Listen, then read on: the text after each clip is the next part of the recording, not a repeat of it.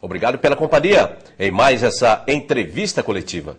Nesta edição, nós iremos conversar com a deputada estadual Luciane Bezerra, do PSB. Obrigado pela gentileza de comparecer aqui na TV Assembleia, na finalidade de dizer a todo o povo de Mato Grosso como será o seu trabalho nesse parlamento. Obrigada pelo convite, pelo espaço cedido.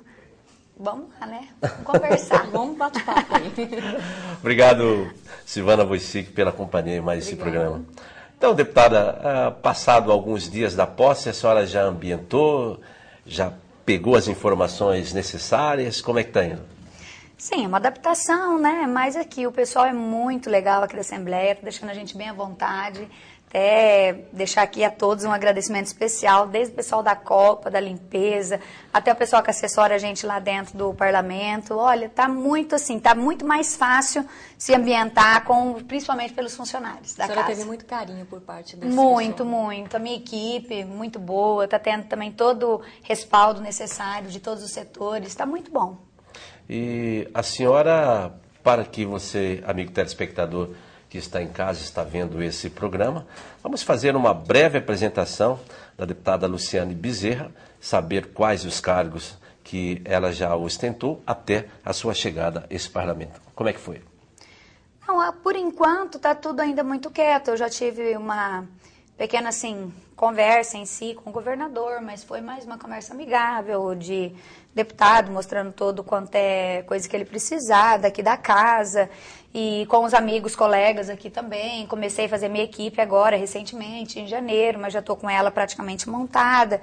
Então, já recebendo algumas visitas, né, da base de vereadores, deputados e também de prefeitos, que é muito importante. Já tive o privilégio de ser visitada por alguns companheiros lá no meu gabinete também, já visitei alguns companheiros. Então, acho que é o início do trabalho, tá? Porque a deputada, ela na realidade está chegando agora na Assembleia Legislativa, mas ela tem uma experiência muito grande com a gestão. Eu queria que a senhora falasse, a senhora já fez parte lá do seu município como secretária, né, titular de pasta, e a senhora conviveu de perto com problemas que são inerentes ali à questão da comunidade. Sim, eu já vivenciei muito. Eu falo que a parte da administrativa de uma prefeitura, além da documentação, tu tem muito contato com a pessoa. E esse eu tive o privilégio de ter na minha cidade, porque eu trabalhava na assistência social, que fui secretária, e como primeira-dama também nos meus eventos.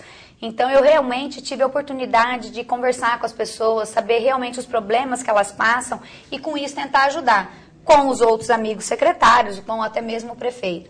Então, foi uma experiência muito boa de 4 anos no Executivo. Foi o que ajudou hoje a estar aqui no Legislativo do Estado, que foi um pulo muito mais adiante do que eu esperava.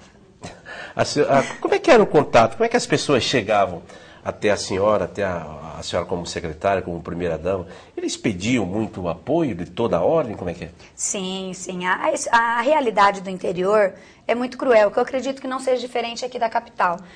As pessoas que hoje necessitam, principalmente de uma cidade onde praticamente a gente vive da pecuária e da madeira, e esses dois setores vêm passando por problemas, né? Esses 4, 6 anos aí, por essas operações, até mesmo por mudanças do código, mudanças do zoneamento. Então, é um setor que ele está instável. E devido a essa instabilidade do setor, quem sofre muito é o pessoal de pequena renda, que depende do emprego, para estar com esse emprego é onde ele vai dar dignidade dentro de casa, dar uma escola para o seu filho, dar um material escolar, pôr o alimento na mesa. Então, essas pessoas realmente as que sofrem, e eles as que procuram mais a gente, principalmente no setor da saúde. A senhora falou que a maioria da população depende da indústria da madeira. A senhora tem ideia quantas pessoas, direto ou indiretamente, dependem desse setor, estão aguardando essa resposta do setor? Na minha cidade hoje, Juara, devido a essa crise no setor, porque é numa cidade onde totalmente, porque é igual eu já falei algumas vezes, a pecuária, ela gera muito renda ao município. A economia dela é mais rentável, só que, de contrapartida, ela não gera muito emprego. Porque hoje você tendo um casal cuidando, toca a fazenda, você contrata mais alguns peão, que no caso é chamado lá no interior, para fazer cerca, para fazer isso. Então é um contrato, assim, não é um constante, é só de vez em quando.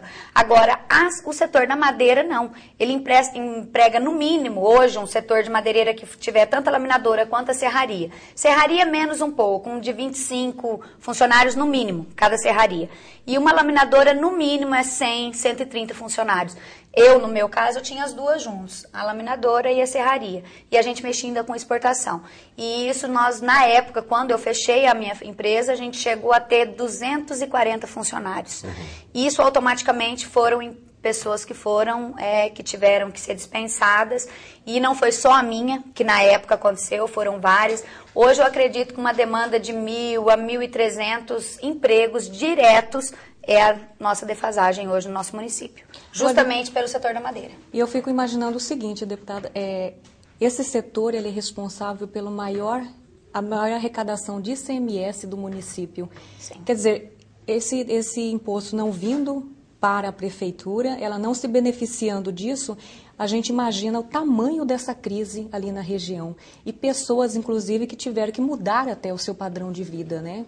Muitas pessoas em si até mudaram da cidade. Nosso município hoje, até pelo próprio censo, mostrou isso. Teve uma queda de população e eu acredito que é sim por esse setor, porque muitos começaram a procurar outras cidades. Exemplo, Aripuanã, Colniza, que são cidades que ainda estão de vento em popa no setor da madeira, que ainda consegue.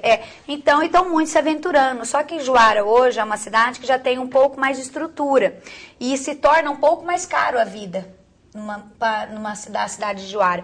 E eles não estão conseguindo manter nem esse mínimo padrão de vida, que é o que hoje o setor madeireiro pelo menos proporcionava a essas famílias. E hoje eles estão indo para Aripuanã, Colniza, só que não que seja pior do que Juara, só que já se tornam mais longe, já não tem acesso 100% à capital pelo asfalto. Exemplo disso é Colniza, além de ser Colniza, ainda vai a 130, 150 quilômetros. Até Rondônia para descer para Mato Grosso. Pertinho de Rondônia ali, que é Conselvan, que ainda é muito mais difícil o acesso. Então essas pessoas deixam de ter uma conquista que já foi uma vida um pouco melhor, uma qualidade de vida da melhor. Escola, né, pros filhos, a escola, né? Um pouco mais de saúde, de coisa, e acaba indo para uma cidade um pouco mais, que tem um emprego, mas que não tem essas capacidades. Que é desprovida dos serviços Isso, públicos. Quanto que é a economia, quanto pesa no bolso do cidadão mudar, digamos, dessa cidade de Juara e vai para uma cidade Colniza? Encarece em quantos por cento o custo de vida dessa família? Na verdade, o custo de vida básico, o arroz e o feijão, isso não muda, porque a nossa realidade lá é a mesma, em todos os municípios.